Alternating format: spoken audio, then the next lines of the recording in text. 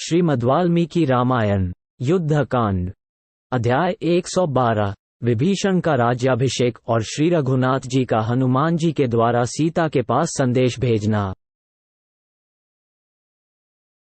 देवता, गंधर्व और दानवगण रावण वध का दृश्य देखकर उसी की शुभ चर्चा करते हुए अपने अपने विमान से यथास्थान लौट गए। रावण के भयंकर वध, श्री रघुनाथ जी के पराक्रम, वानरों के उत्तम युद्ध, सुग्रीव की मंत्रणा, लक्ष्मण और हनुमान जी की श्रीराम के प्रति भक्ति, उन दोनों के पराक्रम, सीता के पातिव्रत्य तथा हनुमान जी के पुरुषार्थ की बातें कहते हुए वे महाभाग देवता आदि जैसे आए थे, उसी तरह प्रसन्नतापूर्वक चले गए।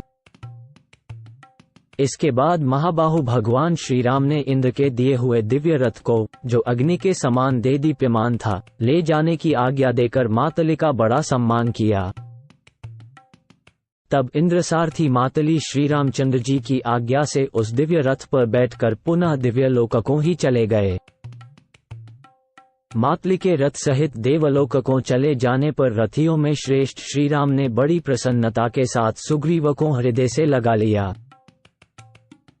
सुग्रीव का आलिंगन करने के पश्चात जब उन्होंने लक्ष्मण की ओर दृष्टि डाली, तब लक्ष्मण ने उनके चरणों में प्रणाम किया।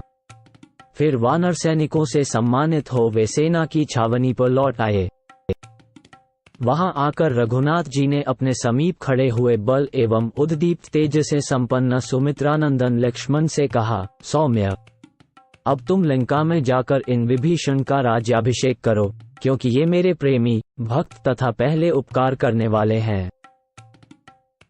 सौम्य, यह मेरी बड़ी इच्छा है कि रावण के छोटे भाई इन विभीषण को मैं लंका के राज्य पर अभिषिक्त देखूं।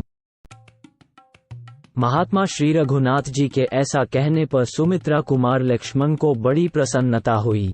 उन्होंने बहुत अच्छा कहकर सोने का घड़ा हाथ में लिया और उसे वानर यूथपतियों के हाथ में देकर उन महान शक्तिशाली तथा मन के समान वेग वाले वानरों को समुद्र का जल ले आने की आज्ञा दी। वे मन के समान वेगशाली श्रेष्ठ वानर तुरंत ही गए और समुद्र से जल लेकर लौट आए। तदनंतर लक्ष्मण ने एक घट जल लेकर उसे उत्तम आसन पर स्थापित कर दिया और उस घट के जल से विभीषण का वेदोक्त विधि के अनुसार लंका के राजपद पर अभिषेक किया। यह अभिषेक श्री रामचंद्र जी की आज्ञा से हुआ था। उस समय राक्षसों के बीच में सुहृदों से घिरे हुए विभीषण राज सिंहासन पर विराजमान थे।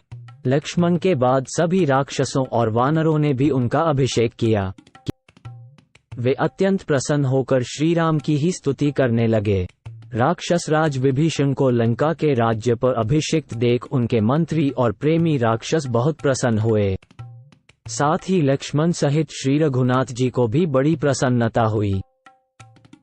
श्री रामचंद्र जी के दिए हुए उस विशाल राज्य को पाकर विभीषण अपनी प्रजा को सांत्वना दे श्री रामचंद्र जी के पास आए।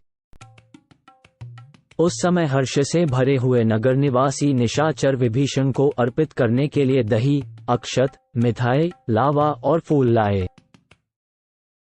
दुर्धर्ष पराक्रमी विभीषण ने वे सब मंगलजनक मांगलिक वस्तुएं लेकर श्री राम और लक्ष्मण को भेंट की। श्री रघुनाथ जी ने विभीषण को कृतकार्य एवं सफल मनोरथ देख उनकी प्रसन्नता के लिए ही उन सब मांगलिक वस्तुओं को ले लिया। तत्पश्चात उन्होंने हाथ जोड़कर विनीत भाव से खड़े हुए पर्वताकार वीर वानर हनुमान जी से कहा, सौम्य, तुम इन महाराज विभीषण की आज्ञा ले लंका नगरी में प्रवेश करके मिथिलेश कुमारी सीता से उनका कुशल समाचार पूछो। साथ ही उन विदेहराज कुमारी से सुग्रीव और लक्ष्मण सहित मेरा कुशल समाचार निवेदन करो। वक्ताओं में श्रेष्ठ हरीश्वर, तुम वैदेही को ये प्रिय समाचार सुना दो कि रावण युद्ध में मारा गया। तत्पश्चात उनका संदेश लेकर लौट आओ।